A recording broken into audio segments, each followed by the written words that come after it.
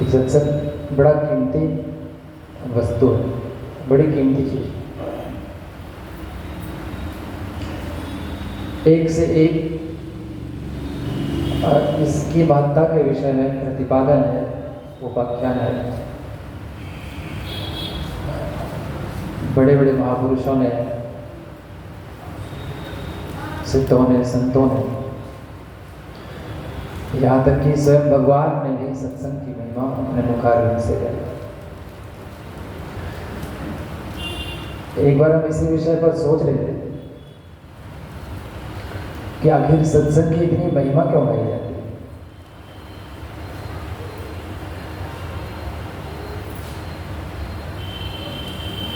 तो रामचरितमानस का एक दोहा एक बार हम पढ़ रहे थे। जब उस दोहे को हम पढ़ रहे थे तो हमको लगा कि सत्संग वास्तव में इस धरती का अमृत है, हमारे जीवन का सार है। हम लोग सब जानते हैं कि हम लोग सभी शायद किसी न किसी कारणवश दुखी हैं। अपने अपने कारण हैं, अपने अपने दुखी रहने की विषय हो सकते हैं, सबके अलग अलग हो सकते हैं। लेकिन महापुरुषों ने भी अपनी अंतर्दृष्टि से देखा कि हम लोग सभी, जो हम लोग सामान्य जन हैं, दुनियावी जन हैं, वो परेशान हैं, हैरान हैं, दुखी। और समस्त महापुरुषों का ये एक मत है कि हमारे जो दुख का मूल कारण है वो ये संसार है, भवसागर है, भवकूप है। संसार को सागर कहा। सागर तो चलिए फिर भी ठीक है, सागर में थोड़ी लिबर्टी है, थोड़ी स्वाधीनता है, फैलाव है, डूबने का खतरा भी कम है, आप आराम से उसमें तैर सकते हैं, दूर देश की यात्रा कर सकते हैं। लेकिन जब संसार को भवकूप कहा जाता है तो बात बड़ी गंभीर हो जाती है। एक ऐसा कुआं जिससे स्वयं के प्रयास से निकलना संभव न हो सके, उसको भवकूप कहा गया। तो संसार को भवकूप कहते हैं। और इस भवसागर की रचना किसने की? तो हम लोग कथा पुराण में ये श्रवण करते हैं कि भवसागर की रचना प्रेरणा भले ही परम तत्व की रही हो, परब्रह्म की रही हो, लेकिन रचना की किन्होंने? ब्रह्मा जी। भवसागर की रचना किन्होंने, किसने की? ब्रह्मा जी। और भवसागर में होने की वजह से हमारा जीवन दुखी, यानी हमारे जीवन का मूल कारण कौन हो गए? ब्रह्मा जी। चलिए FIR करते हैं थाना, खजांची रट थाना। ब्रह्मा जी भवसागर की रचना करते हैं और भवसागर में होने की वजह से हम दुखी हैं, यानी हमारे दुख का कारण कौन है? ब्रह्मा जी, हम नहीं। लेकिन गोस्वामी जी ने अपने वंदना प्रकरण में, मंगलाचरण में इतनी सुंदर बात, इतना सुंदर एक सोरठा लिखा है।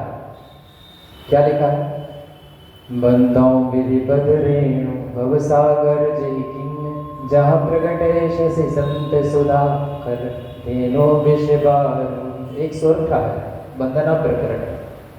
गोस्वामी जी कहते हैं बंदौ विधि पद रेणु भवसागर जय किन्ह, यानी हम ब्रह्मा जी के चरण रज की वंदना करते हैं जिन्होंने भवसागर बनाया। अब तो देखिए, उसके कहने का मतलब कि बड़ा अच्छा काम किया।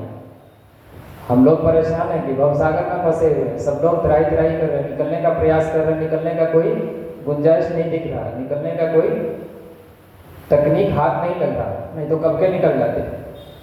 और ये कह रहे हैं बंदौ विधि पद रेणु भवसागर जय किन्ह, यानी जिन्होंने भवसागर की रचना की उस ब्रह्मा जी के चरण रज की, चरण धूल की मैं वंदना करता हूँ। क्यों? जहाँ प्रगटे शशि संत सुधा, जहाँ पर संत रूपी अमृत का, संत रूपी पारस का, संत रूपी अमृत का, संत रूपी आप कह सकते हैं कि भगवान के साकार विग्रह का, साक्षात विग्रह का अवतरण होता है, इसी भव सागर में होता है। इसी भव सागर में भगवान बुद्ध हुए, इसी भव सागर में नानक देव जी हुए, रैदास जी हुए, जीसस क्राइस्ट हुए, इसी भव सागर में खुद गुरुदेव हुए, इसी भव सागर में सूर, तुलसी, मीरा बाई, चैतन्य, सब इसी भव सागर में। बंदाओ विधि पद रेणु भव सागर जयकिन जहाँ प्रकटे शशि संत सुधा खल तेनु विश्वात्मी। ऐसे वो ये भी कहते हैं कि यहाँ पर खल रूपी जो विष की बेल है, खल यानी दुष्ट जन, जिसको हम विष की बेल कह सकते हैं, विष की लता कह सकते हैं, वो भी यहीं पर है। लेकिन फिर भी हम उसके चरण रज की वंदना करते हैं, क्योंकि उनके कृपा प्रसाद से संतों के दर्शन दुर्लभ होते हैं, सत्संग सुलभ हो पाता है। अगर संत न होते तो सत्संग का प्रसाद जीव को प्राप्त नहीं होता, और संत का अवतरण, संत का आविर्भाव इसी भव सागर में होता है। और इस लिहाज से ब्रह्मा जी को धन्यवाद, ब्रह्मा जी के प्रति हम अपनी कृतज्ञता ज्ञापित करते हैं, उनके चरण रज की वंदना करते हैं कि भव सागर तो उन्होंने बनाया जिसमें कई सारे कष्ट हैं, जिसके कारण हमारा जीवन दुखी है। लेकिन एक बड़ी अच्छी बात हुई, इसी भव सागर में संत भी प्रकट होते हैं, और उनके अंतर मन से, उनकी अंतस चेतना से सत्संग रूपी सुधा का भी प्रसाद, सुधा का भी एक तरह से कहिए कि सुधा की वर्षा होती है, सुधा का विसिंचन होता है। इस लिहाज से हम भगवान ब्रह्मा जी के चरण रज की वंदना करते हैं। और इसी तरह में गोस्वामी जी ने एक और अच्छी बात, क्योंकि अक्सर हम लोग ये सोचते हैं, अभी का जो व्यक्ति है, पूज्य गुरुदेव ने कहा है कि अभी का व्यक्ति हो गया उपयोगितावादी, यूटिलिटेरियन, यानी हम कोई भी काम तब तक नहीं करेंगे जब तक उसमें हमको फायदा नहीं दिखेगा। कोई भी हम लोग स्टेप तब तक नहीं ले सकते जब तक हमारे उस कदम से हमको कुछ लाभ, डायरेक्ट लाभ होना चाहिए। तो गोस्वामी जी ने कहा कि इस सत्संग रूपी गंगा में गोता लगाने से 5 चीजें प्राप्त होती हैं। ध्यान से सुनिए, इस सत्संग रूपी सरोवर में स्नान करने से 5 चीजों की प्राप्ति होती है। और ये 5 चीजें वही हैं जो गायत्री महाविद्या की आराधना से, गायत्री महाविद्या के सेवन से, गायत्री महाविद्या को अपने जीवन में उतारने से जो चीजें प्राप्त होती है, वही सत्संग में प्राप्त होती है। यानी सत्संग और गायत्री महाविद्या, ये दोनों 2 तत्व नहीं है, एक तत्व है, अद्वैत है। और आप लोगों ने श्रीमद् भागवत महापुराण प्रसंग कई बार सुना होगा, टीवी चैनलों पे, या बड़े बड़े महापुरुष आते रहते हैं पूर्णिया में भी, तो आप लोगों ने सुना होगा। उसमें महान प्रसंग में एक बड़ी अच्छी बात कही गई है कि प्रणव यानी ओंकार, गायत्री महामंत्र, श्रीमद् भागवत महापुराण और स्वयं भगवान, और कुछ उदाहरण है, ये हमने मूल उनमें से सिलेक्ट किया। ओंकार, गायत्री महामंत्र, श्रीमद् भागवत महापुराण और स्वयं भगवान, ये अलग अलग नहीं है, ये सब एक ही तत्व है, मौलिक रूप से सब एक ही है, अभिन्न है, अद्वैत। तो गोस्वामी जी लिखते हैं कि 5 चीजों की प्राप्ति इस सत्संग रूपी सरोवर में स्नान करने से हमको प्राप्त हो सकता है। देखिए कौन कौन सी चीजें हैं। मति की रति गति होते बनाई, मति की रति गति होते बनाई, जब दे जतन जमा देही पाई, जब दे जतन जमा देही पाई, सो जाए अब सत्संग प्रभाव, लोग वेद आन उबाओ, लोग वेद आन उबाओ, मति की रति गति होते बनाई, मति की रति गति होते बनाई, जब देहि जतन जहाँ देहि पाई, सो जाए नव सत्संग प्रभावो, लोकहु वेदना मैं पाऊं, लोकहु वेदना मैं पाऊं। बोले श्री वृंदावन बिहारी लाल की।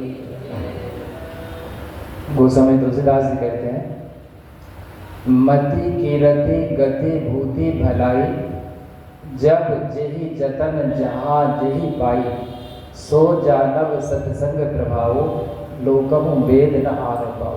ध्यान दीजिए, मति, मति मतलब सम्मति यानी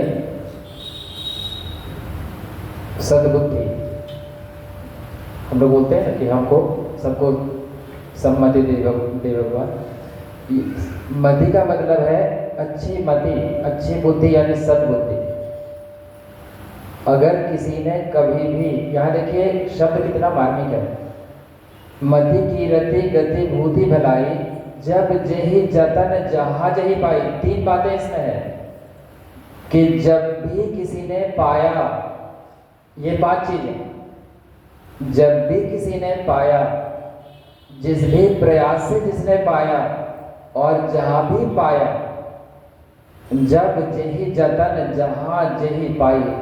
जब भी पाया यानी काल की कोई सीमा नहीं है इसमें, वो चाहे सतयुग में पाया या त्रेता में पाया या द्वापर में पाया या कलयुग में पा रहा है। जब भी किसी ने पाया, जब जेहि जतन किसी भी प्रयास से पाया, किसी भी तरीके से पाया,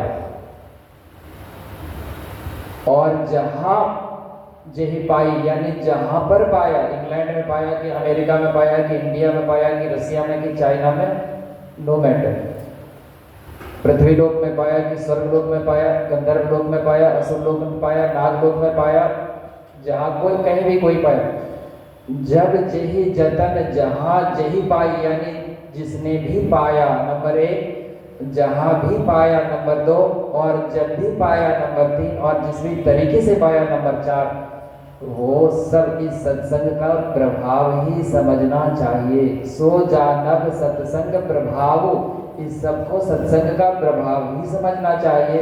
क्योंकि लोकहु वेद न आन पाऊ, यानी लौकिक विद्या में और वैदिक विद्या में, यानी लौकिक शास्त्र के आधार पे और वैदिक शास्त्र के आधार पे अदालत ये इस निष्कर्ष पे पहुंची और अनर कि जब भी कोई व्यक्ति जहाँ भी जिस भी किसी तरीके को इस्तेमाल करके जो कुछ भी इन 5 चीजों में से कुछ भी अगर पाया है, तो उसके पीछे कहीं न कहीं सत्संग का आधार रहा होगा।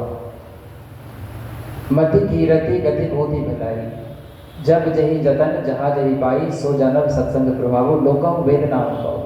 पहली बात है मति यानी सद्बुद्धि, कीरति यानी यश, मति कीरति, गति यानी सदगति यानी मोक्ष, सल्वेशन, आत्मज्ञान, ब्रह्म ज्ञान। मति कीरति गति, भूति, भूति माने ऐश्वर्य, ऐश्वर्य यानी जो भी ऐश्वर्य हो सकता है, वो रूप का हो सकता है, गुण का हो सकता है, साधन का हो सकता है, धन का हो सकता है, विद्या का हो सकता है, वो कोई टेक्नोलॉजी उनके पास हो सकती है, कुछ भी हो सकता है। वो लौकिक ज्ञान हो सकता है, ब्रह्म ज्ञान हो सकता है, कुछ भी हो सकता है। वो फिजिक्स का आइडिया हो सकता है, केमिस्ट्री का हो सकता है, बायो का हो सकता है, शास्त्र वेद पुराण का हो सकता है, भक्ति का हो सकता है, ज्ञान का हो सकता है, वैराग्य का हो सकता है। मति कीरति गति भूति, और भलाई, भलाई का मतलब कल्याण, आत्यंतिक कल्याण। आत्यंतिक कल्याण का मतलब होता है प्रेमा भक्ति, बड़ी ऊंची बात है। आत्यंतिक कल्याण, अल्टीमेट ब्लिस, आनंद का चरमोत्कर्ष, यानी मति यानी सद्बुद्धि, कीरति यानी यश, गति यानी सदगति, भूति यानी ऐश्वर्य, और भलाई यानी कल्याण। अगर ये 5 तत्व, ये 5 उपलब्धि किसी के जीवन में कभी भी किसी भी प्रकार से, किसी भी यत्न से, उपाय से, कहीं भी इस सृष्टि के किसी भी कोने में या सृष्टि के परे भी कहीं पर अगर किसी ने कभी भी पाया है किसी काल में, तो सबके मूल में सत्संग है। आप कल्पना करिए, हम लोग कल्पना कर सकते हैं। पूज्य गुरुदेव को दादा गुरुदेव का सत्संग प्राप्त हुआ। पूज्य गुरुदेव को हम लोग भगवान मानते हैं। रत्नाकर को देवर्षि नारद जी का सत्संग प्राप्त हुआ, वो आदि कवि कहलाते हैं। रामायण जैसे महाकाव्य के रचयिता बनते हैं। मर्यादा पुरुषोत्तम भगवान श्री राम की लीला गाथा के लेखक माने जाते हैं, आदि। तो सत्संग की महिमा इसलिए नहीं है कि सत्संग में जाने से थोड़ा टाइम पास हो जाता है, सत्संग में जाने से कुछ कथा कहानियों का प्रसंग सुनने का सौभाग्य प्राप्त होता है। इतनी सामान्य सी बात के लिए लोग सत्संग क्यों करें?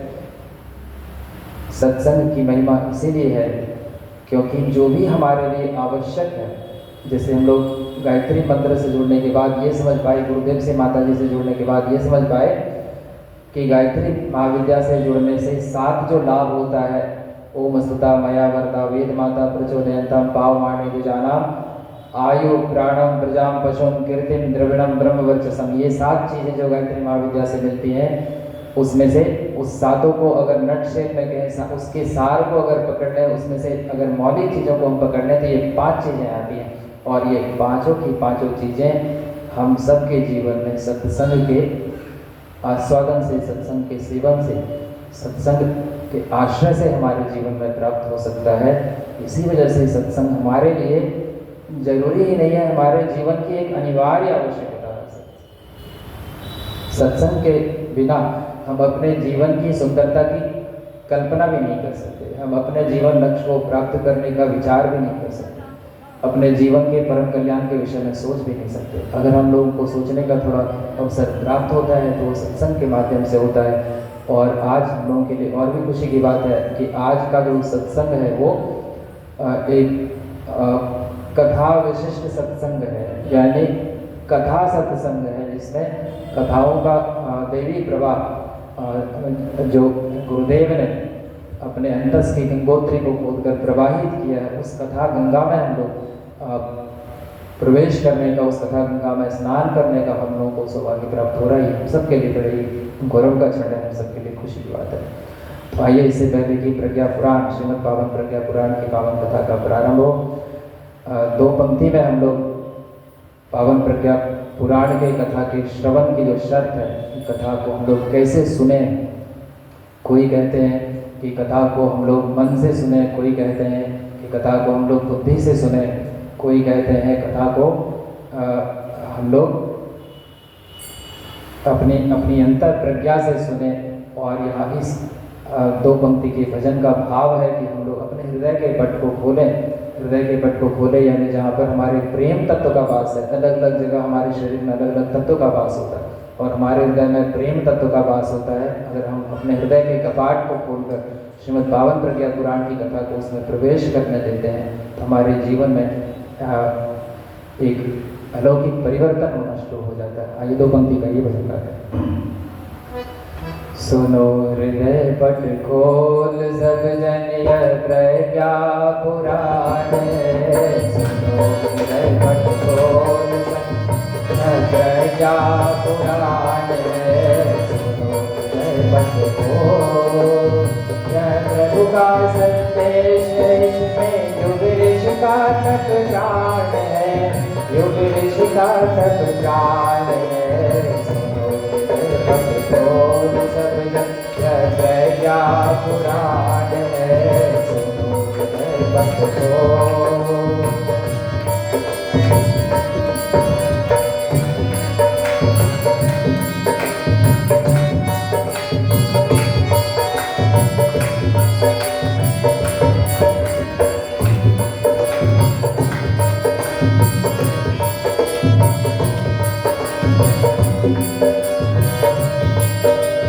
जब जब बड़ी सुरता तब तब, जब जब बड़ी सुरता तब तब प्रभु ने इसे मिटाया है। जब जब बड़ी सुरता तब तब प्रभु ने इसे मिटाया है। प्रभु के संग संग युग दोनों निज करता भी निभाया है। प्रभु के संग संग युग दोनों निज कर्तव्य निभाया है। जागृत हो युग दोत जिससे यह ध्यान है। बोल सब यह प्रजा पुराण है। खोल सब यह प्रजा पुराण है। सुनो यह प्रभु का संदेश है। इसमें युग ऋषि का तप प्राण है। युग ऋषि का तप प्राण है। यह प्रजा पुराण है। खोल सब यह प्रजा पुराण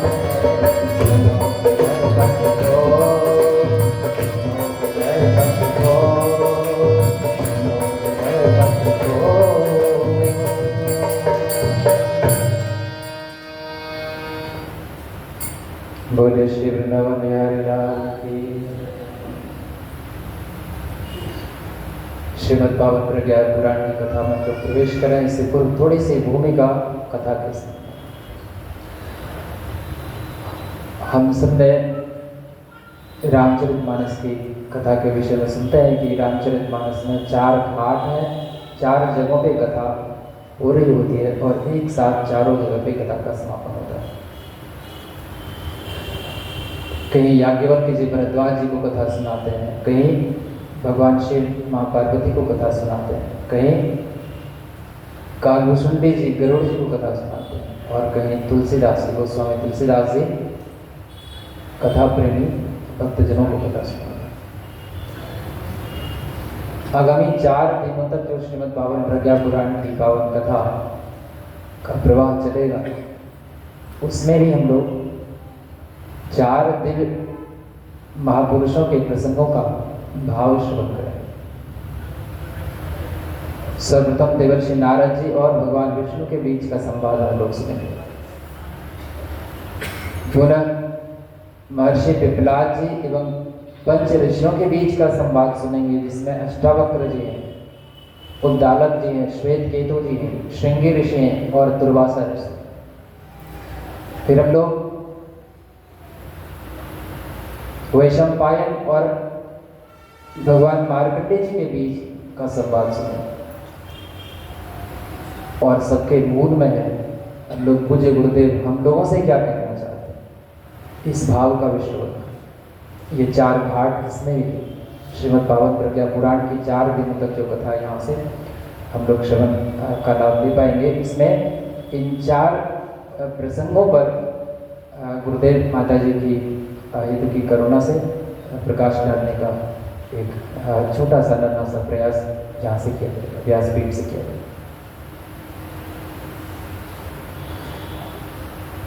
देवर्षि नारद जी से कथा का प्रारंभ होता है। एक बार देवर्षि नारद जी के मन में अपने पिताश्री यानी ब्रह्मा जी से मिलने की उत्कट जिज्ञासा हुई।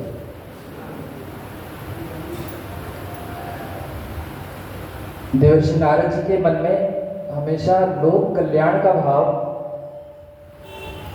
उमड़ते घुमड़ते रहता है। श्रद्धेय भाई साहब ने भी पहले पूर्व भूमिका में कहने की कृपा की कि पहला जो खंड है श्रीमद् भागवत प्रज्ञा पुराण का, वो लोक कल्याण जिज्ञासा होकर आम जनों की भलाई कैसे, उसका कल्याण कैसे, इस जिज्ञासा को लेकर देवर्षि नारद जी वहाँ पहुँचे। तो देवर्षि नारद जी के भीतर आम जनों के कल्याण के, आम जनों ही नहीं सबके कल्याण की कामना हमेशा उनके भीतर उफनती रहती है। और इसलिए श्रीमद् भागवत प्रज्ञा पुराण का जो पहला श्लोक है, श्रीमद् भागवत प्रज्ञा पुराण पहला खंड, पहला अध्याय, पहला श्लोक, देखिए देवर्षि नारद जी के विषय में पूज्य गुरुदेव ने अपनी लेखनी से कितनी सुंदर बात लिखी है। लोक कल्याण कृत धर्म धारणा संप्रसारकः व्रतीयाया वरो वान्यो देवर्षि ऋषि सत्तमा अव्याहत गतिं प्राप गन्तुं विष्णुपदं सदा नारदो ज्ञानचर्चार्थं स्थित्वा वैकुण्ठसन्निधौ स्थित्वा वैकुण्ठसन्निधौ। पहला शब्द है लोक कल्याण। यहीं से श्रीमद् भागवत प्रज्ञा पुराण की शुरुआत होती है। लोक कल्याण कृत धर्म धारणा संप्रसार। देवर्षि नारद जी एक ऐसे परम ऋषि हैं, एक ऐसे देव ऋषि हैं, एक ऐसे परम संत हैं, एक ऐसे भगवान हैं जिनको आप चलता फिरता तीर्थ कह सकते हैं। आपको देवर्षि नारद जी के पास जाने की आवश्यकता नहीं है। अगर आपके भीतर कोई दिव्य भाव है, अगर आपके भीतर अगर कोई अलौकिक जिज्ञासा है, अगर आपके जीवन में कोई असाध्य कष्ट है जिसका निवारण आपके स्वयं के पुरुषार्थ से संभव नहीं है, वहां पर देवर्षि नारद जी बिना बुलाए पहुंच जाते। श्रीमन नारायण नारायण कहते, उनको कोई दूसरा काम ही नहीं है, ना कोई सर्विस की, ना कोई इंजीनियरिंग की, मेडिकल की पढ़ाई की, कुछ नहीं उन्होंने की। उनका बस एक सूत्री कार्यक्रम है। जहां भी उनकी आवश्यकता वो महसूस करते हैं, वहां पर वो पहुंच जाते हैं। देवर्षि नारद जी के मन में एक बार भाव आया कि पिताश्री से चलकर एक बार हालचाल लेना चाहिए, तो वो ब्रह्मलोक पहुंचते हैं, भगवान ब्रह्मा जी के पास पहुंचते हैं। भगवान ब्रह्मा जी ने देखा कि देवर्षि नारद जी आ रहे हैं, उन्होंने स्वागत किया। देवर्षि नारद जी बैठते हैं। देवर्षि नारद जी ने देखा कि ब्रह्मदेव के हाथ में एक अखबार है, दैनिक जागरण। ब्रह्मा जी दैनिक जागरण अखबार, सुबह सुबह का टाइम था, टेबल पे कॉफी रखी हुई थी, जाड़े का समय था, एक गिलास जल रखा हुआ था और अखबार के पन्ने उलट पुलट कर देख रहे थे और ब्रह्मा जी का चेहरा ब्रह्म कमल की तरह से खिला हुआ था। बड़े प्रसन्न मुद्रा में थे, प्रसन्न भाव। देवर्षि नारद जी ने पूछा कि पिताश्री मन ही मन मुस्कुरा रहे हैं, क्या मामला है? लगता है कुछ बड़ी खुशखबरी आपको इस अखबार में देखने को मिल रही है। तुम इतने जो मुस्कुरा रहे हो, क्या गम है जिसको छिपा रहे हो? हम लोग सुनते। कभी कभी मुस्कुराना भी भारी पड़ जाता है। ऐसे हम लोग कथा प्रसंग में सुनते हैं। सबसे ज़्यादा आप जब भी किसी पुराण की कथा का श्रवण करेंगे तो एक जो प्रसिद्ध कथावाचक है, उनका नाम हम सब ने जरूर सुना है और उनका नाम है सूत जी महाराज। सूत जी कथा कह रहे, शौनकादि ऋषि सुन रहे। और आप सबने शायद सुना होगा, सूत जी महाराज का जो वास्तविक नाम है वो है रोमहर्षण। क्या नाम है? रोमहर्षण। रोमहर्षण नाम का क्या मतलब है? रोमहर्षण नाम का अथवा कि जिनकी कथा प्रसंग का श्रवण करने से श्रोताओं के रोम रोम हर्षित हो जाए, ऐसे कथावाचक को हम रोमहर्षण कह सकते हैं। जिनके मुखारविंद से मिश्रित कथा का पान करके श्रोताओं का रोम रोम पुलकित हो जाए, रोम रोम आनंद से भर जाए, उनका नाम रोमहर्षण। यानी कथा में आनंद भी मिलनी चाहिए, कथा में थोड़ी प्रसन्नता भी मिलनी चाहिए, कथा में थोड़ा रस भी आना चाहिए, कथा में थोड़ी हंसी भी होनी चाहिए। एक तो दिन भर के हम लोग अपने दैनिक जीवन से थके हारे होते हैं, मांदे होते हैं, और जब भी जानकारी मिलती है, कथा में पहुंचते हैं, वहाँ पर भी अगर बोझिल बात की जाएगी, कड़वी बात की जाएगी तो तब तो बोझा और बढ़ जाएगा, लोड और बढ़ जाएगा। तो ये व्यास परंपरा का एक दिव्य निर्देश है, परामर्श है कि कथाओं को इतना सरस बनाया जाए, इतना सुगम बनाया जाए, सुललित बनाया जाए कि श्रोताओं के रोम रोम हर्षित हो जाए। एक बार भगवान कबीर से उनके एक जिज्ञासु भक्त ने पूछा कि आप तो बहुत बड़े ज्ञानी हैं, हमारे एक प्रश्न का उत्तर आप देंगे? तो उन्होंने कहा कि ठीक है, पूछो। तो उन्होंने पूछा कि संसार में सुख है कि दुख? आप लोग बताइए, संसार में सुख है कि दुख? क्या है? दोनों चीज है। वेरी गुड, दोनों है। तो भगवान कबीर ने कहा कि दोनों है बेटा, दोनों है। संसार में सुख भी है और दुख भी है। संसार में दो तरह के लोग हैं, सुखी राम और दुखी राम। अब हमारी मर्जी, हम क्या बनना चाहते हैं। तो उसने कहा जिज्ञासु ने कि हमारा अगला प्रश्न आपसे है कि दुख ज्यादा है कि सुख? अब आप लोग बताइए, दुख ज्यादा है कि सुख? अपने व्यवहारिक जीवन को एक बार अंतर मन से झांक कर बोलिएगा, टटोल कर, दुख ज्यादा है कि सुख? एक बहुत बड़े कवि दार्शनिक हुए ऑस्कर वाइल्ड, उन्होंने आखिरी समय में लिखा कि हमारे जीवन का के समस्त अनुभवों का निचोड़ यही है कि हम जीवन भर एक दुख से दूसरा दुख बदलते रहे। एक दुख से जब उब गए तो दूसरे दुख में प्रवेश कर गए, दूसरे दुख से उब गए तो तीसरे दुख में प्रवेश कर गए, यानी दुख ही दुख है अकॉर्डिंग टू ऑस्कर वाइल्ड। लेकिन आप सब के भाव से, चेहरे से ये स्पष्ट हो रहा है कि आप ये बोलना चाह रहे हैं कि सुख भी है दुख भी है, पहली बात, और सुख की तुलना में दुख की मात्रा ज्यादा है। तो भगवान कबीर ने कहा कि सुख की तुलना में दुख का जो अमाउंट है वो ज्यादा है। तो उस जिज्ञासु ने कहा कि हमारा तीसरा प्रश्न सुनिए। तो तीसरा प्रश्न क्या था? तो तीसरा प्रश्न था कि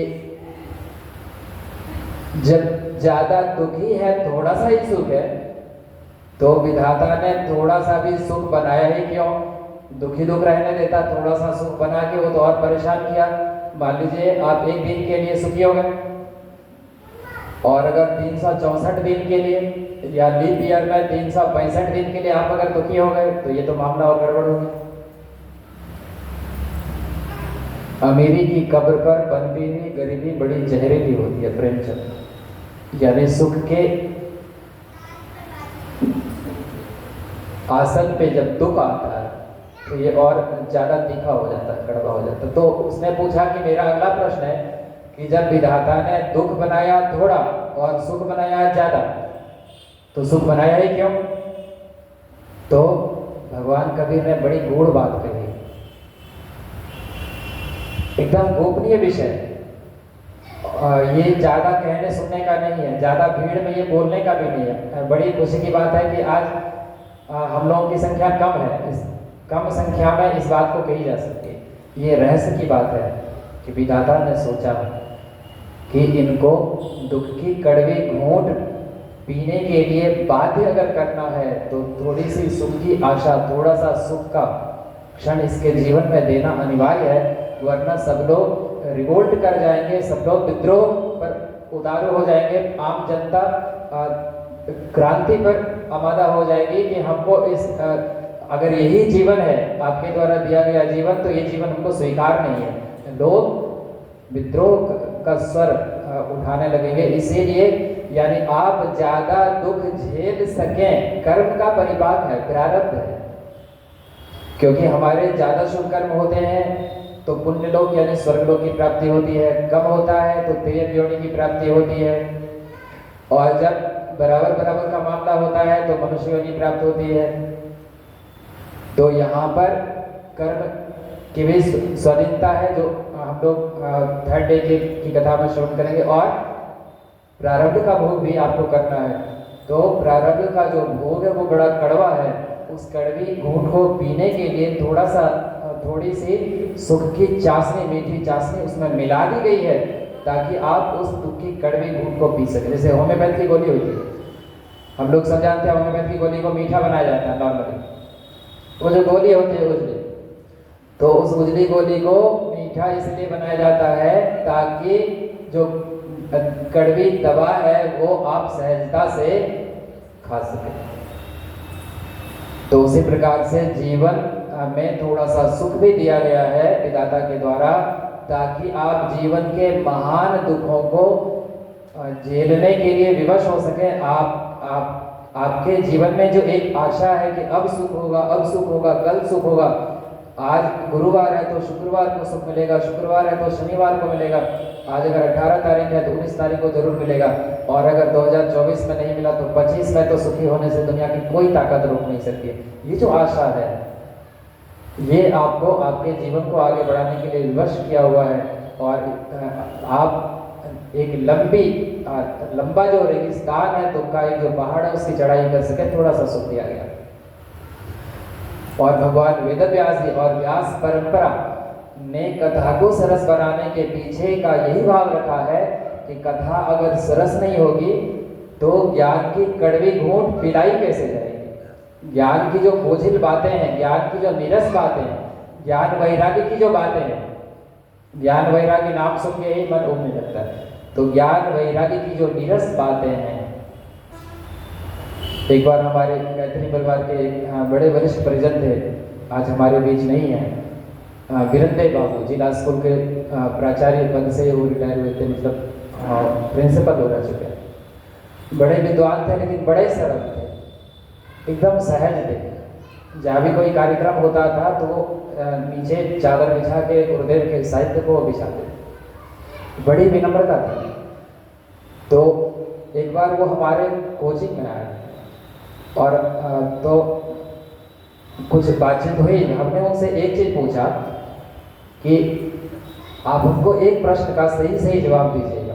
तो उन्होंने कहा कि ठीक है पूछिए, आपको कभी वैराग्य होता है?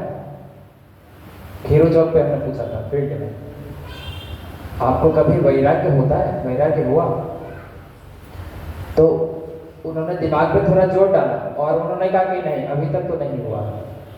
यानी उन्होंने जो सच था वही बोला। नहीं तो लोग ये भी कह सकते हैं हाँ कई बार हुआ है, कल भी हुआ था, कल जब झगड़ा हुआ था घर में वो वैराग्य हुआ था, परसों जब घाटा लगा था बिजनेस में तब भी हुआ था, आ गया। उन्होंने निरपेक्ष भाव से कहा, निष्पक्ष भाव से कहा, निष्कपट भाव से कहा कि कभी वैराग्य नहीं।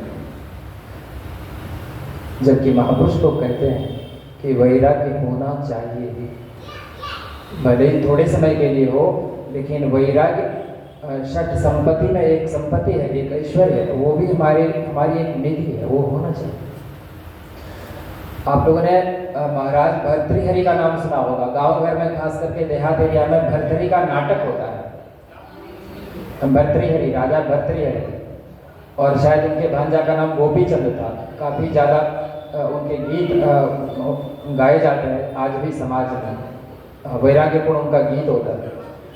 तो भर्तृहरि ने 3 पुस्तकें लिखी अपने जीवन काल में, 3 पुस्तकें। एक पुस्तक का नाम है नीति शतक, यानी उनमें 100 जो श्लोक है वो नीति के वचन है। और फिर लिखा श्रृंगार शतक, यानी 100 जो सूत्र है वो श्रृंगार रस पर आधारित है। वो बहुत बड़े राजा थे सम्राट। और जीवन के आखिरी पड़ाव पर उन्होंने लिखा वैराग्य शतक, और उसमें जो 100 सूत्र उन्होंने दिए वो एक से बढ़कर एक दुर्लभ है। और उसमें एक सूत्र है, ध्यान दीजिए, उसमें एक सूत्र है भोगे रोग भयम। ध्यान दीजिए, भोगे रोग भयम, कुले ज्योति भयम, विद्ये विद्ये नृपात भयम, नृपराजा, मौने दैन्य भयम, बले रिपु भयम, रूपे जराया भयम। अगली पंक्ति है शास्त्रे वाद भयम, गुणे खल भयम, काये कृतांतात भयम, सर्वम वस्तु भयान्वितम भुवि वैराग्य में व भयम। ध्यान दीजिए, भगवान भर्तृहरि कहते हैं कि अगर हमने भोग को अपना रास्ता चुना है तो उसमें एक भय है, एक खतरा है, एक डर है। कौन सा डर है? रोग का डर है। यानी भोग इज फॉलोड बाय रोग, यानी अगर भोग में हम बहुत ज़्यादा आसक्त हैं तो रुग्ण होने के लिए हमको तैयार रहना चाहिए। भोग में रोग का भय है। और खुले चुति भयम, अगर हमारा परिवार बहुत बड़ा है तो उससे बिछुड़ने का भय है। अगर हमारे पास संपत्ति बहुत है तो राजा का भय है, सरकार का भय है, टैक्स का भय है। अगर हम मौन रहते हैं तो दीनता का भय है। अगर हमारे पास बल बहुत है तो दुश्मन का भय है। अगर हमारे रूप बड़े अच्छे हैं तो बुढ़ापा का भय है। अगर हम शास्त्र के बड़े ज्ञाता हैं तो वाद विवाद में हार जाने का भय है। अगर हमारे भीतर गुण काफी है तो दुष्ट जनों का भय है। और अगर हमको अभी इतनी सुंदर काया मिली है तो इस काया के कृश हो जाने का, रुग्ण हो जाने का, छिन जाने का यानी मृत्यु का भय है। ये यानी सर्वम वस्तु भयान्वितम भुवि वैराग्यमेवा, यानी जितनी भी वस्तुएं हैं इस संसार में वो सबके पीछे कोई ना कोई भय का साया लगा हुआ रहता है। केवल एक ही वस्तु है इस संसार में जो भय से मुक्त है और उस वस्तु का नाम है वैराग्य। अगर हमारे पास वैराग्य है, त्याग की भावना है, त्याग की वृत्ति है, तो उसमें डरने का कोई चांस नहीं है। अगर हमारे पास त्याग की भावना है, वैराग्य की भावना है तो कोई हमसे हमारा कौन सा चीज ले लेगा, कुछ नहीं ले सकता। तो ज्ञान वैराग्य की जो कड़वी बातें हैं वो हमको पिलाई जा सके कथा के माध्यम से, इसीलिए कथा को सरस होना चाहिए। अब प्रश्न है कि सूत जी तो भगवान वेद व्यास जी के परम शिष्य थे जिनको उन्होंने 18 पुराण का ज्ञान दिया था और कथा वाचन में निष्णात उन्होंने किया था भगवान वेद व्यास जी।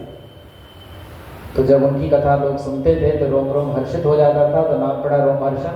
और उनके जन्म के आधार पर उनका नाम पड़ा सूत जी।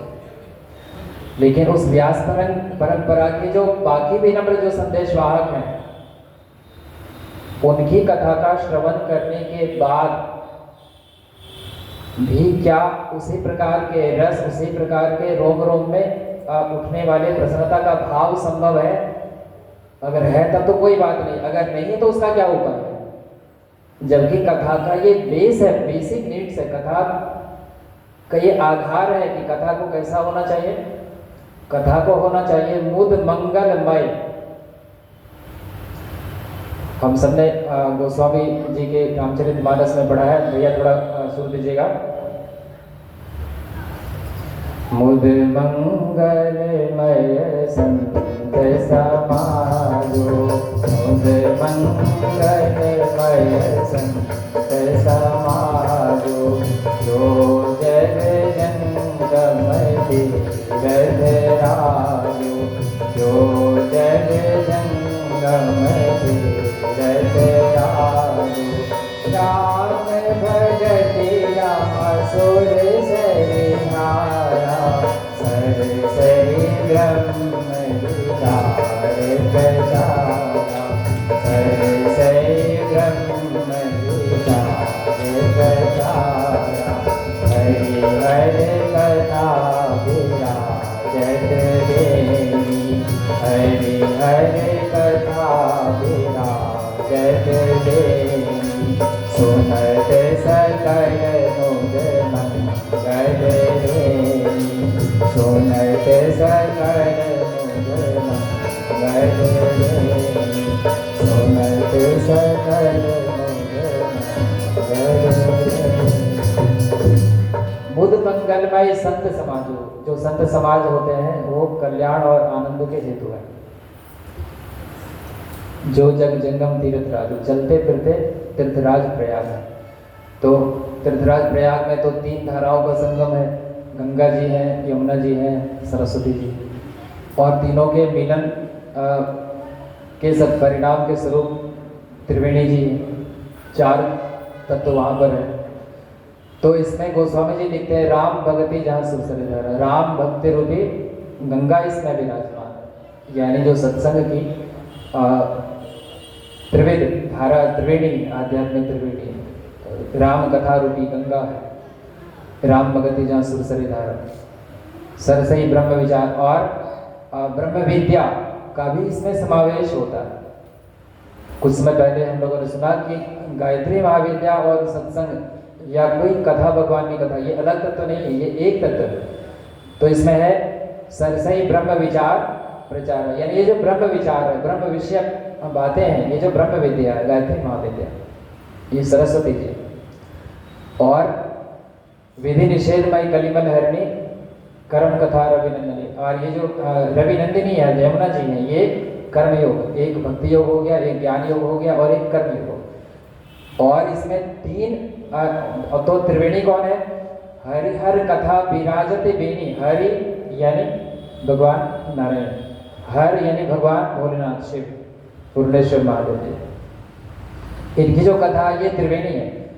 और आगे गोस्वामी जी लिखते हैं, ये हमको बताने का यहाँ पर इशारा था, यही भाव लाना चाह रहे थे।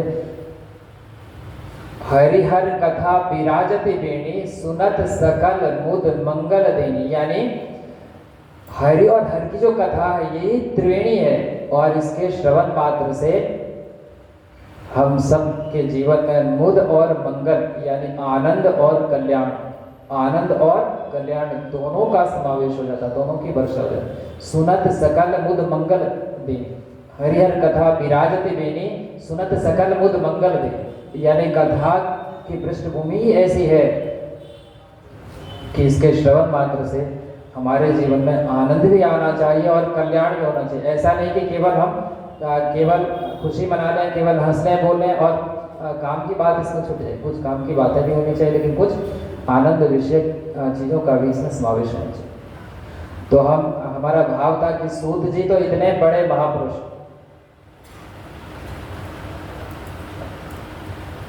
तो उनके कथा वाचन से रोम रोम हर्षित होना स्वाभाविक है। सामान्य जन जब उस व्यास परंपरा को विनम्रता से उसका दायित्व निर्वहन करने का प्रयास करेगा, अपना नम्र सा प्रयास, तो उनकी कथा मुद मंगल को देने वाली कैसे बने, इसका सूत्र गोस्वामी जी ने रामचरितमानस में लिखा। आप सबने पढ़ा होगा, गोस्वामी जी ने लिखा है, गुरु पितु मातु महेश भवानी, वंदना प्रकरण में लिखा, गुरु पितु मातु महेश भवानी, यानी महेश और भवानी, यानी भगवान महेश महाकाल हमारे गुरु भी हैं, पिता भी हैं, और भवानी जी हमारी माता है। प्रणवौ प्रणवौ गुरु पितु मातु महेश भवानी प्रणवौ दीन बंधु दिन तानी, सेवक स्वामी सखासिय पीके, हित निरुपति सब विधि तुलसी के। आप लोगों ने पढ़ा हो, सेवक स्वामी सखासिय पीके, यानी वो जो भगवान भोलेनाथ जी हैं, वो भगवान वो जगत जननी माँ जानकी के जो आराध्य हैं भगवान श्री राम, उनके सेवक भी हैं, स्वामी भी हैं, सखा भी हैं। कभी कभी हम लोग के मन में प्रश्न होता है कि भगवान शिव और भगवान राम के बीच कौन सा संबंध है, तो हम लोग ये मानते हैं कि भगवान राम के ईश्वर इष्ट हैं भगवान शिव, और कभी हम लोग ये मानते हैं, श्रवण करते हैं कि भगवान शिव के इष्ट हैं प्रभु श्री राम। और जब सेतुबंध के समय रामेश्वरम में भगवान रामेश्वर की स्थापना के क्रम में प्रभु श्री राम से जब पूछा गया, तो रामेश्वरम की व्याख्या वो यही कहते हैं कि राम से ईश्वर है स रामेश्वर, यानी जो राम के ईश्वर है वो रामेश्वर है। और माता पार्वती जी को जब कंफ्यूजन हुआ, भगवान भोलेनाथ कहते हैं कि भगवान थोड़ा उल्टा बोल रहे हैं, वो थोड़े से अपसेट अभी है, आगे में थोड़ा टेंशन चल रहा है, रावण का लड़ाई झगड़ा का मामला है, थोड़ा वो थोड़ी सी उनसे एक मामूली उलट फेर हो गई है। राम ईश्वर है यस स रामेश्वर, यानी राम जिसके ईश्वर है वो रामेश्वर है। तो भगवान राम कहते हैं कि शिव हमारे ईश्वर, भगवान शिव कहते हैं कि, और गोस्वामी तुलसीदास जी ने इतनी सुंदर व्याख्या की कि हमको लगता है कि आज के बाद झगड़ा का कोई गुंजाइश नहीं होगा। वो कहते हैं, सेवक स्वामी सखा सिय पी के, हित निरुपति सब विधि तुलसी के। यानी ये जो भगवान भोलेनाथ है, ये क्या है, सेवक भी है, स्वामी भी है और सखा भी है। किसके? सिय पी के, यानी प्रभु श्री राम के, यानी वो सखा भी है, यानी मित्र भी है। अगर सखा नहीं होते तो भगवान श्री कृष्ण के महाराष्ट्र में वृंदावन में भगवान भोलेनाथ गोपी बनकर कैसे पहुंचते? वो सखा भी है और उनके सेवक भी है और उनके स्वामी भी है। जब भगवान श्री राम कुछ भी करते हैं तो सर्वप्रथम वो उनकी आराधना करते हैं, और भगवान शिव तो जय सच्चिदानंद कहेंगे, जहां भी हो उनके दर्शन होते हैं, जय सच्चिदानंद। और इतना ही नहीं, जगत जननी माँ जानकी को माँ पार्वती अपना इष्ट मानती हैं और वो माँ पार्वती को अपना इष्ट मानती हैं। पुष्प वाटिका के प्रसंग में हम लोग सब लोग सुनते हैं, थोड़ा सुन लीजिए। माँ जानकी जी अब माँ गौरी से क्या भाव की प्रार्थना कर रही हैं कि हमारे यानी बाकी किसी से वो धनुष हिले नहीं, और ये जो हमारे आराध्य हैं वो धनुष को इधर से उधर कर दे और हम लोगों का दिव्य मिलन हो जाइए। और भगवान माँ गौरी का पूजन करने के लिए वो जाती है और माँ गौरी उनको आशीष भी देती है, अपना वरदान भी देती है, आशीर्वाद भी देती है। मन जाहि राजेउ मिलई सोबर सहज सुंदर सावरो, करुणा निधान सुजान शील सदैव जानत रावरो। मन जाहि राजेउ मिलई सोबर सहज सुंदर सावरो, करुणा निधान सुजान शील सदैव जानत रावरो। भाति गौरी अशेष सुन से सहित हर्षि, तुलसी भवानी भोज गुण मुदित मन मंदिर चली, मुदित मन मंदिर चली, मुदित मन मंदिर चली।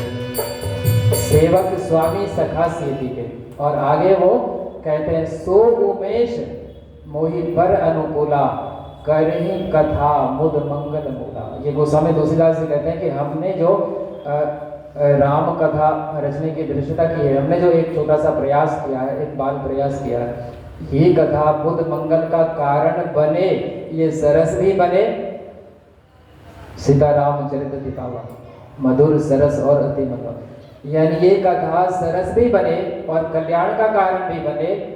इसके लिए हमारे जो गुरुदेव है महेश मुझ पर अनुकूल हो और हमारी कथा को मुद मंगल युक्त बनाए।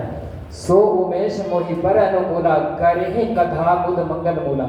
हमारे कहने का भाव है कि अगर हमारी ऐसी पात्रता, हमारी ऐसी योग्यता नहीं है कि हम ऐसी कथा कह सकें जो कल्याण का भी हेतु हो और आनंद का भी हेतु हो, मुद और मंगल दोनों का आधार हो, तो एक उपाय है। कौन सा उपाय है? गुरुदेव तुलसीदास जी ने अपने गुरुदेव से प्रार्थना की कि हमारी कथा को आप मुद मंगलमय बना दीजिएगा प्लीज, और उन्होंने बना दिया।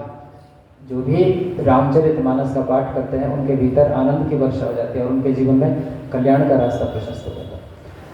तो अगर गुरु तत्व चाहे, अगर सदगुरु चाहे, तो उनका साधारण से साधारण शिष्य जो कुछ भी बोलेगा उल्टा सीधा, अनमिल आखर अर्थ न जाको, प्रगट प्रभाव महेश प्रताप, तो वो बुद्ध मंगलमय बन ही जाएगा। इसी भाव से हम लोग चलते हैं कहाँ पर? ब्रह्मलोक। देवर्षि नारद जी पधारे हैं और भगवान ब्रह्मा जी दैनिक जागरण को लेकर मुस्कुरा रहे हैं और पढ़ रहे हैं। तो देवर्षि नारद जी ने जिज्ञासा की कि मामला क्या है? तो उन्होंने कहा कि पृथ्वी लोक से बड़ी सुंदर खबर आई है, इसको सुन के हम बड़ा गौरवान्वित महसूस कर रहे हैं कि जो सृष्टि का मुकुटमणि है मानव, उसने कितनी तरक्की कर ली है। तो देवर्षि ने पूछा कि क्या खबर है, हमको भी सुनाइए। तो उन्होंने कहा कि सुना है कि इंडिया वालों ने चंद्रयान 3 का सक्सेसफुल लैंडिंग किया चंद्रमा पे, अभी अभी खबर आई। तो देवर्षि को बड़ा अच्छा लगा, अरे वाह, चंद्रयान 3 का चांद पे सफल लैंडिंग हुआ, बड़ी खुशी हुआ। और कुछ और सुनाइए पिताश्री। तो ये जो आदित्य L1 है उससे सन के प्रोब के लिए उसको L1 पे इंस्टॉल किया जा चुका, बड़ी खुशी की बात। और आज एक से एक सुंदर सुविधा के सुख के साधन वैज्ञानिक तरक्की के आधार पे मानव ने हस्तगत कर लिया है। आज सब कुछ ठीक ठाक चल रहा है, सब कुछ एकदम फिट है, एकदम अप टू द मार्क है, टू द पॉइंट है, एकदम everything is okay, no problem.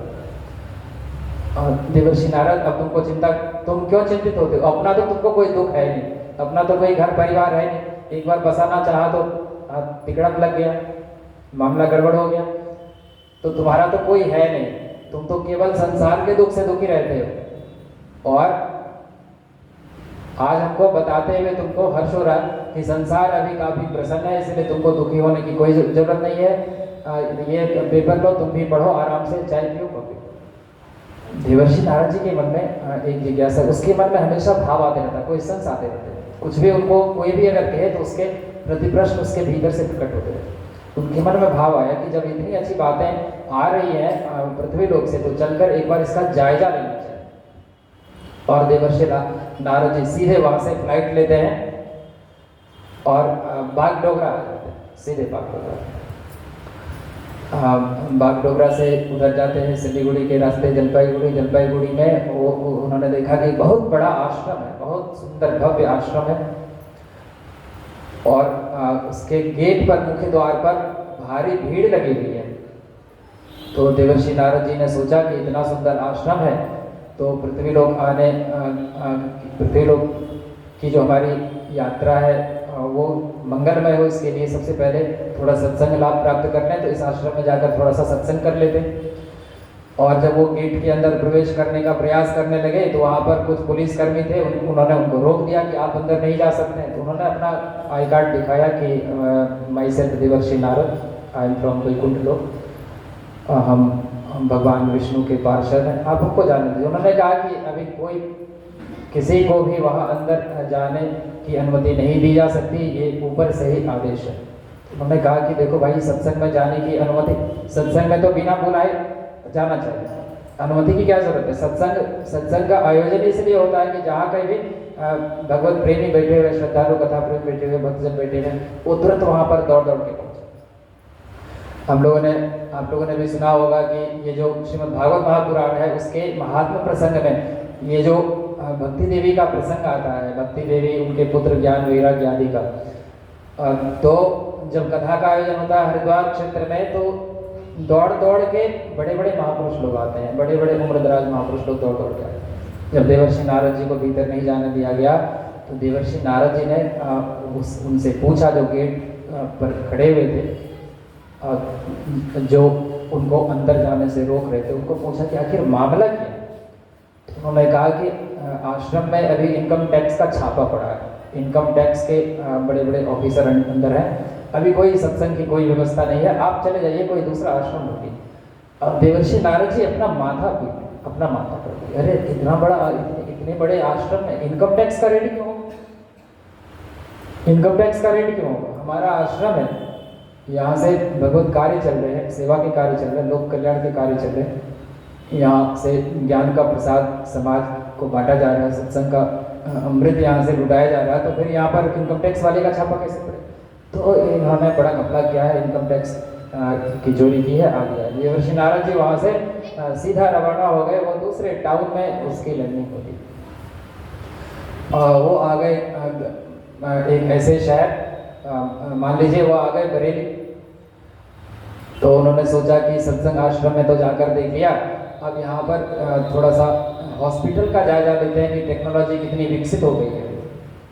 क्योंकि पहला धन है स्वास्थ्य धन, पहला सुख निरोगी काया, पहली जरूरत क्या है, आप शरीर से स्वस्थ रहें, कम से कम मन से भी, आप शरीर मन से तन मन से तंदुरुस्त रहें, ये पहला सुख है, पहला सुख निरोगी का। तो देवर्षि नारद जी ने सोचा कि थोड़ा सा इस हॉस्पिटल का जायजा लेते हैं।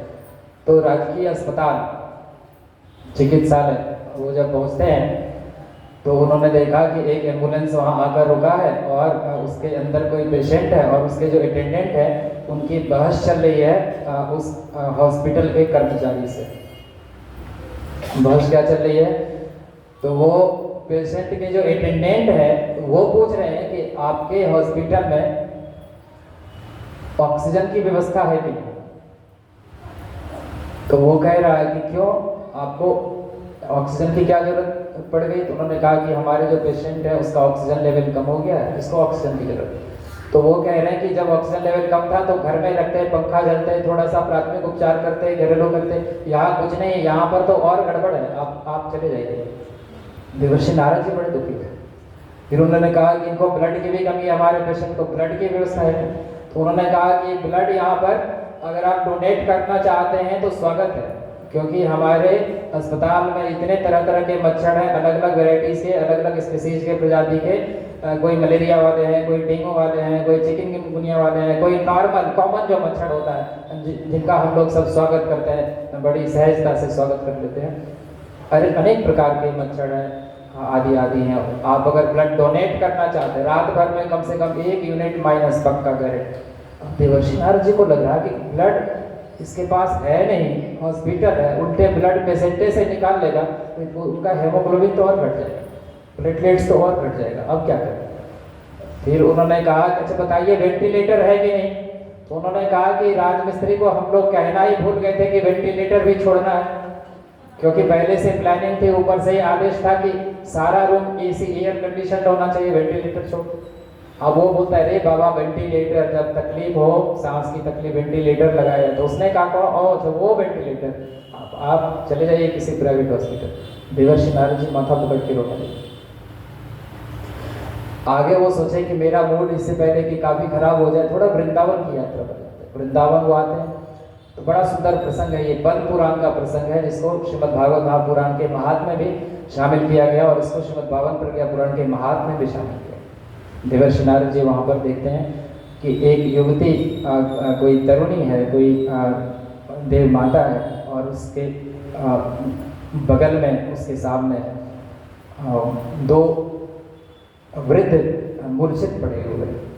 देवर्षि नारद जी का तो अपना स्टाइल ही है कि कहीं पर भी कोई अगर दुखी, और वो जो युवती है, तरुणी है, वो उनकी आंखों से आंसू बह रहे।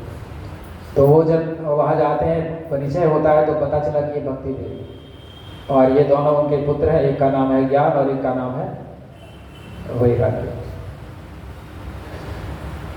जब पूछा कि ये ऐसा क्यों हुआ तो उन्होंने कहा कलियुग के प्रभाव से हुआ। अब देवर्षि नारद जी को लगा कि ब्रह्मा जी तो कहते थे कि यहाँ पर सब कुछ ठीक ठाक है, लेकिन यहाँ पर तो सब गड़बड़ है, यहाँ तो कुछ भी ठीक नहीं है।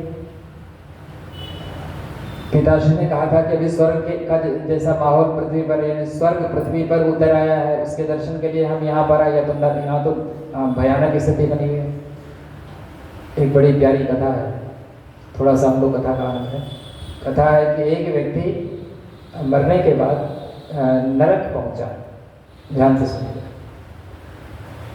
और जब नरक पहुंचा तो नरक के गेट पर उनका बड़ा स्वागत किया गया। पिछले कई दिनों से कोई नरक में आया नहीं था, सब लोग स्वर्ग ही जा रहे थे। काफ़ी कथा सत्संग उस शहर में हो रहा होगा नीचे, तो उसके वजह से प्राय लोग स्वर्ग ही जा रहे होंगे। नरक में थोड़ी सी वैकेंसी बढ़ गई, तो उनका गेट पर बहुत स्वागत हुआ। आरती, रोली, चंदन, तिलक, माला सब कुछ किया। अंदर गए तो चाय, कॉफ़ी, ठंडा सब कुछ उनको हुआ, तरह तरह का पकवान उनको दिया गया। कुछ देर के बाद जब वो वहाँ पर गए कि यहाँ के हेड कौन है, तो पता चला कि वो रहे महापुरुष हेड, नरक के इंचार्ज हैं, यहाँ के HOD हैं। तो वहाँ पर वो जब गए, उनको बैठने के लिए सोफा दिया गया। तो उन्होंने कहा कि हमारे मन में एक उथल पुथल मची हुई, आप ही यहाँ के हेड हैं? हाँ। तो आपका नाम क्या है? तो मेरा नाम शैतान सिंह है। तो प्लीज़ शैतान सिंह, आप हमको ये बताने की कृपा कीजिए, हम तो पृथ्वी लोक से आए हैं, वहाँ पर तो आपके लोक के विषय में बड़ी विचित्र सी बातें फैलाई जाती हैं, बड़े अफवाह फैलाए जाते हैं कि नरक में इतना कष्ट है, ये रौरव नरक है, ये वो कुंभी पाक है, उसमें तेल में औंटा जाता है, गर्म तेल में, किसी में पानी में डुबाया जाता है, किसी में कुछ किया जाता है। लेकिन यहाँ तो सब कुछ बदला बदला सा लग रहा है, यहाँ तो बड़ा अच्छा है। हम जब से आए हैं देख रहे हैं, गेट पर से ही हमारा स्वागत एकदम हो रहा, पुरजोर हो रहा है, खाने पीने की भी उत्तम व्यवस्था, सब कुछ एकदम चकाचक है, फीट फाट। तो शैतान सिंह जी कहने की कृपा करते हैं कि ये सब वहाँ के पंडितों का, वहाँ के तथाकथित जो विद्वान जन है, कथावाचक है, उसका हथकंडा है, उसका फैलाया हुआ ये मायाचार है, यानी उसका फैलाया हुआ ये एक तरह से उल्टी सीधी बात है। नरक को डिफेम करने का प्रयास किया जा रहा है। वो कहते हैं टेबल पर ऐसे हाथ ठोकर मारते हुए कि हमारा दावा है कि ये नरक को डिफेम करने का, यानी अपमानित करने का वो लोग एक असफल प्रयास कर रहे हैं, वरना असली नरक तो अभी पृथ्वी पर है। ये जो नरक है वो क्या नरक है? नरक तो पृथ्वी पर। आप जहाँ भी नजर उठाकर देख लीजिए, अजीबो गरीब स्थिति है। हर तन में, हर मन में हाहाकार मचा। हर एक जीवन में, हर परिवार में, हर समाज में, हर गांव, कस्बा, गली, मोहल्ला, राज्य, राष्ट्र, पूरे विश्व में आप कहीं पर भी देख लीजिए, आप देख लीजिए रसिया और यूक्रेन के बीच क्या हो रहा, इजराइल हमास के बीच क्या हो रहा है, इंटरनल कितने कॉन्फ्लिक्ट्स हैं तमाम देशों में, अपने स्टेट्स में आप देख लीजिए तरह तरह की बातें हो रही। लोग अपने बच्चे को कोटा पढ़ने के लिए भेजते हैं कि आईटी करेगा, मेडिकल करेगा, एम्स करेगा, और वहाँ पर पंखा से लटक कर वो जान दे रहा है, वो मासूम जो बच्चे हैं, बच्चियाँ, वो जान रखने के लिए। कहाँ ये दुनिया कहाँ जा रही है, हम किधर जा रहे हैं? हम इतना तरक्की कर चुके, हम लोगों ने ऐश्वर्य के सुख सुविधा के बड़े साधन तो जुटा लिए, पर हम लोग जा कहाँ, पूरी अशांति का वातावरण। तो उन्होंने कहा कि ये तो कोई नरक नहीं है, नरक असली तो वहाँ पर। ये कथा तो ऐसे ही मनोविनोद के लिए है, लेकिन ये मनोविनोद की चीज़ नहीं है, ये गंभीर विषय है कि अभी स्थिति कैसी है। तो देवर्षि नारद जी बड़े परेशान हो गए, और देवर्षि नारद परेशान हो गए, और उसके मन में एक जिज्ञासा हुई कि आज इतने साधन भरे पड़े हैं, किसी चीज की कमी नहीं है, इतने साधन होने के बावजूद इतनी तकलीफें क्यों हैं, इतनी अशांति क्यों है, इतनी परेशानी क्यों है? ये उनके मन में एक प्रश्न है, एक जिज्ञासा उठी। और एक दूसरी जिज्ञासा उठी कि जो प्राचीन काल में, त्रेता में, सतयुग में, द्वापर में देखते थे बड़े बड़े ऋषि कठोर तप व्रत किया करते थे, जिनके उच्च संस्कार थे, ऊंची विद्या बुद्धि थी, लंबी आयु हुआ करते थे, स्वस्थ शरीर जिनका था। लेकिन आज इस कली काल में जब हमारी आयु क्षीण हो गई है, हमारा स्वास्थ्य बिगड़ गया है, हमारी मानसिक स्थिति काफ़ी उथली सी हो गई है, ऐसी परिस्थिति में हमारा कल्याण, आम जनों का कल्याण कैसे हो? इस प्रकार के 5 प्रश्न को लेकर देवर्षि को वैकुंठ जाना है। लेकिन जाने से पहले आइए एक भजन के माध्यम से हम लोग इस कथा गंगा में डुबकी लगाने का एक बार फिर से प्रयास करते हैं।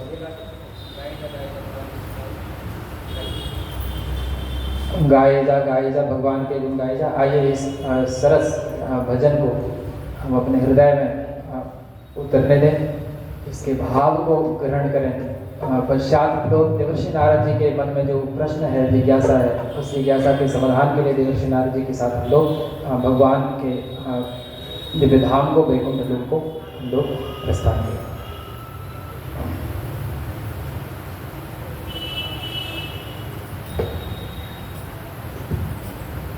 गाए जा भगवान के गुण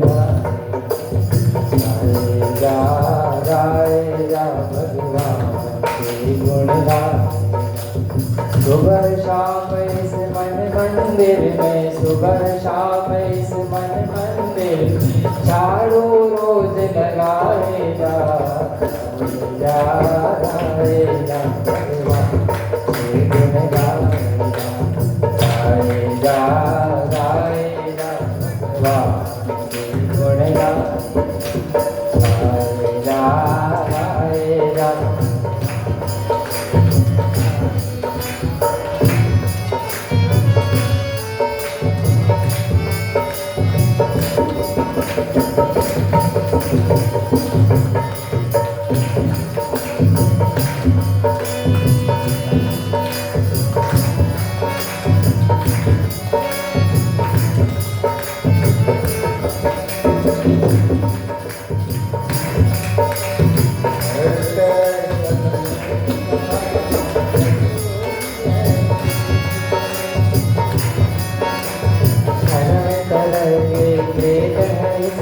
दुनिया एक तमाशा है, तरह तरह की दुनिया एक तमाशा है, गम है कहीं खुशी है, आशा कहीं निराशा है, कहीं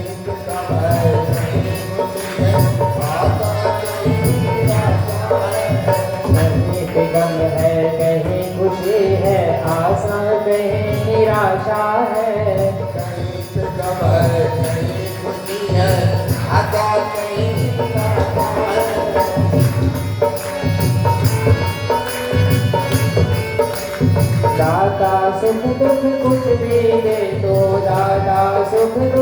कुछ भी दे तुम अपना फर्ज निभाए जा, गाए जा, गाए जा, भगवान की गाए जा, गाए जा, गाए जा, भगवान की गुण गाए जा।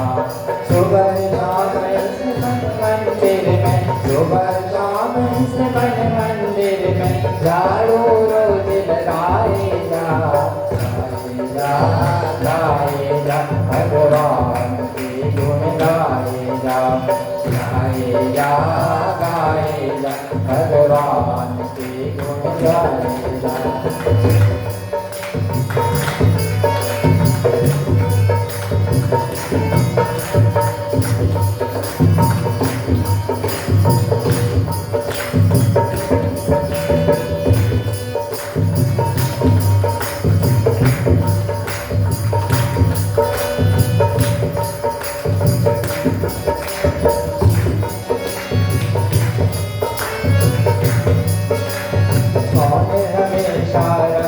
जगत में किसका यहाँ ठिकाना है, मौला में सारा जगत में किसका यहाँ ठिकाना है। लेकिन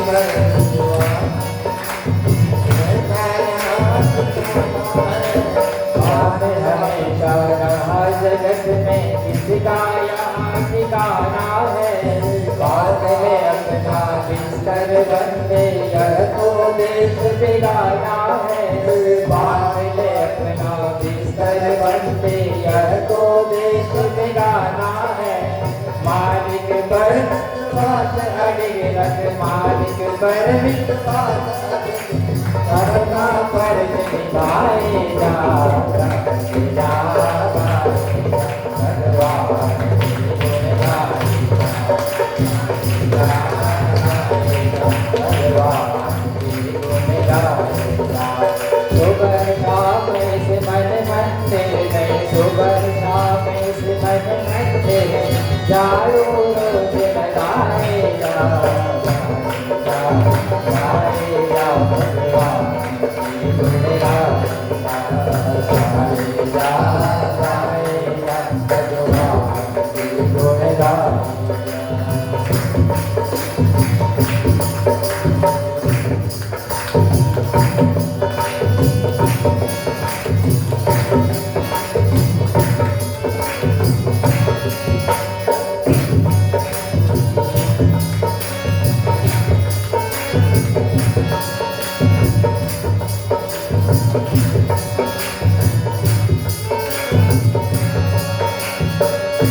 हमेशा रहा जगत में किसका यहाँ ठिकाना है, कौन हमेशा रहा जगत में किसका यहाँ ठिकाना है। बांध ले अपना बिस्तर बंदे यह तो देश बिगाना है, बांध ले अपना बिस्तर बंदे यह तो देश बिगाना है। मालिक पर विश्वास मालिक पर विश्वास अपना फर्ज निभाए जा, गाए जा, भगवान की गुण गाए जा, गाए जा, गाए जा, भगवान की गुण गाए जा, भगवान की गुण गाए जा, भगवान की गुण गाए जा। बोले श्यावर रामचंद्र भगवान की जय, बोले आनंद कंद भगवान की जय। एकदा हृदय तस्य जिज्ञासा समुपस्थिता, ब्रह्म विद्यावगाहाय कारम् उच्चैस्तु प्राप्यते। सामान्यानां जनानां तु मनसः सा स्थितिः सदा चञ्चलास्ति न ते कर्तुं समर्थादिकं पदे। नातिरिक्तं देवचर्यां दृष्टिकोणं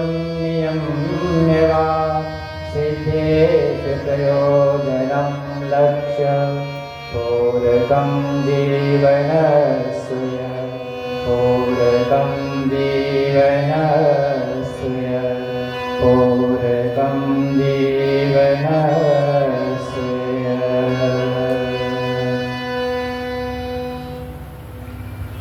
देवर्षि नारद जी के मन में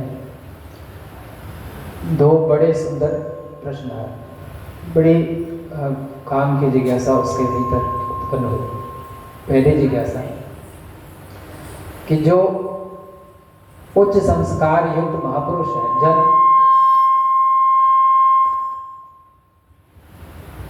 जिनके पूर्व जन्म के संचित ऊंचे संस्कार हैं, जिनकी विद्या बुद्धि ऊंची है, जिनके पास पर्याप्त समय है, रोजी रोटी के लिए ज़्यादा मरना खपना नहीं पड़ता, जिनके पास पर्याप्त वातावरण है, परिवेश है, ऐसे लोग तो कठोर तप साधना के लिए, कठोर व्रत के लिए, नियम के लिए, जप के लिए, तप के लिए, अनुष्ठान के लिए, पुरुषार्थ के लिए समय निकाल लेते हैं, ध्यान के लिए, समाधि के लिए पुरुषार्थ कर लेते हैं। दूर दराज के पुण्य क्षेत्र में, तीर्थ क्षेत्र में वो भ्रमण भी कर लेते हैं, बड़े बड़े महापुरुषों की संगति भी वो प्राप्त कर लेते हैं, सब अपनी सुविधा के आधार पर कर लेते हैं। जो संपत्तिशाली लोग हैं वो धन के बल पे कर लेते हैं, जो ज्ञानी जन है वो अपने ज्ञान के बल पे कर लेते हैं, जो जिनका काफ़ी प्रभाव है समाज में वो प्रभाव के आधार पे कर लेते हैं, जिनके पास संगठन का बल है वो उस बल के आधार पे करते हैं, जिनके पास कोई विधा है, तकनीकी विद्या है, उसके आधार पे करते हैं। लेकिन जो सामान्य जन है उनका आखिर कल्याण कैसे हो, उनके जीवन में आनंद की प्राप्ति कैसे हो, उनके जीवन में मोक्ष की प्राप्ति कैसे हो, उनके जीवन में भला कैसे हो। देवर्षि नारद जी कितना सुंदर प्रश्न लेकर भगवान विष्णु के पास आने वाले हैं कि एकदा हृदय तस् जिज्ञासा समुपस्थिता ब्रह्म विद्या अवगाह काल उच्चस्तु प्राप्त। यानी जो उच्च संस्कार वाले हैं वो ब्रह्म विद्या के अवगाहन के लिए तो उसके पास पर्याप्त साधन वो उपलब्ध कर लेते हैं, मुहैया कर लेते हैं। लेकिन सामान्यानाम जनानाम तो मनसा सा स्थिति सदा चंचलास्ति न ते कर्तुम समर्था अधिकम क्वचित्। यानी जो सामान्य जन है उसके जीवन की परिस्थिति सदा एक सी रहती है, उनके मन की चंचलता तो काफ़ी अधिक रहती है, उनके मन स्थिर भी नहीं रहते, उनके जीवन में कई सारी पीड़ाएं, कई सारी घटनाएं। यानी जो हम लोग, यानी गुरुदेव हम लोगों के जीवन से जुड़ी बात, हम लोगों के जीवन से जुड़ी जो समस्या है महत्वपूर्ण, जो एक कहिए कि प्रश्न है, यक्ष प्रश्न है, उस प्रश्न को लेकर वो भगवान विष्णु के पास जाने का मन बना रहे। हम सबने सुना होगा युधिष्ठिर और यक्ष के वार्ता में यक्ष ने 7 प्रश्न पूछे थे, जिसमें पहला प्रश्न सबको याद होगा। पहला प्रश्न है कि मनुष्य के जीवन से संबंधित, मानव के जीवन के संदर्भ में सबसे आश्चर्यजनक बात क्या है। तो हम लोगों ने तो बचपन में पढ़ा था संस्कृत में कि सबसे आश्चर्यजनक बात है कि प्रतिदिन हमारे अपने या तो परिचित है या और अन्य जन है वो हमसे बिछुड़ जाते हैं सदा सदा के लिए, लेकिन हमको लगता है कि हम यहाँ पर शाश्वत हैं, सब दिन के लिए सदा रहेंगे। यानी हमको जो अपने मृत्यु की याद नहीं आती है, जीवन के सदुपयोग का भाव हम लोग नहीं बना पाते हैं, ये आश्चर्य की बात है।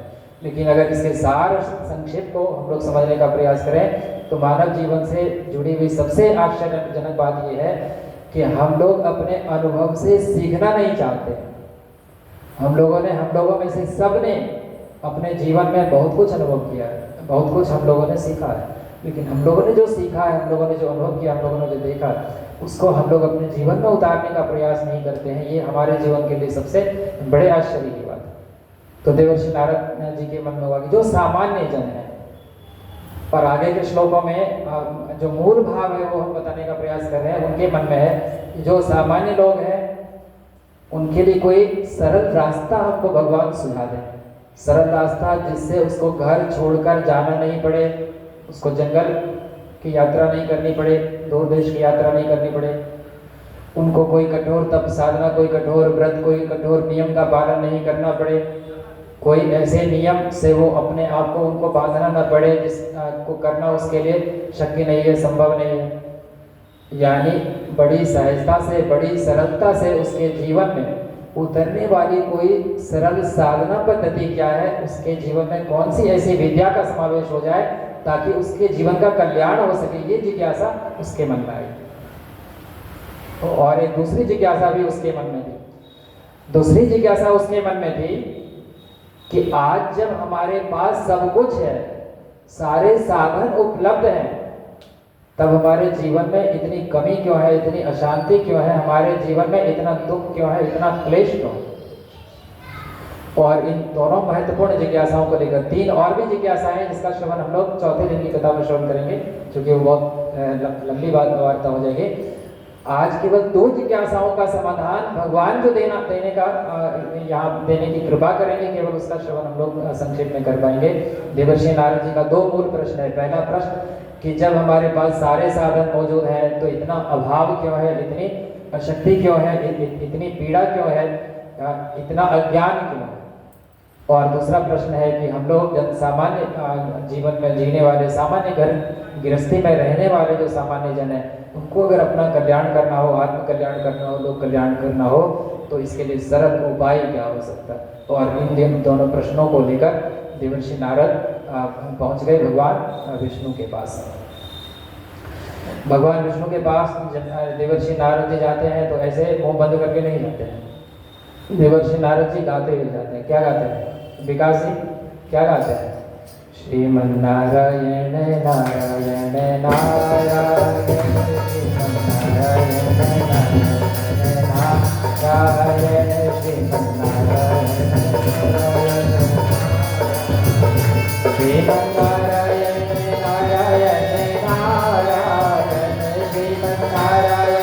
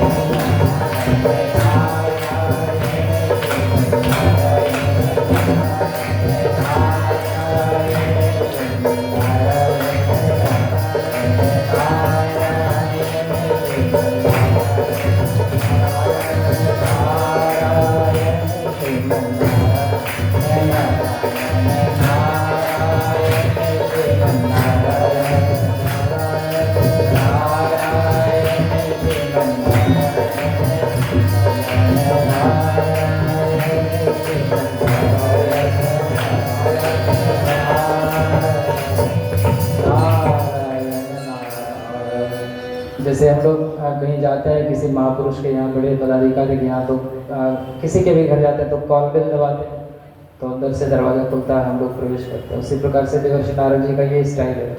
जब ये बैकुंठ लोग जाते हैं तो जो भूल संगादिक ऋषियों ने की थी कि बिना परमिशन के सीधे जाना है, जय विजय ने रोक दिया, तो ये इनके परमिशन का संकेत क्या होता है? श्रीमन्नारायण। जैसे ही ये आवाज़, ये सुमधुर ध्वनि भगवान के कानों में पहुँचती है, वो तुरंत वहाँ से परमिशन देते हैं, सीधे आने तो कोई रोक टोक नहीं होना चाहिए। सीधा देवर्षि नारद जी वहाँ पर चले गए। और जब चले गए तो देवर्षि नारद जी को का स्वागत हुआ, उसको बैठने के लिए आसन दिया गया और भगवान श्री हरि मुस्कुराते हुए उनका हालचाल ले रहे हैं।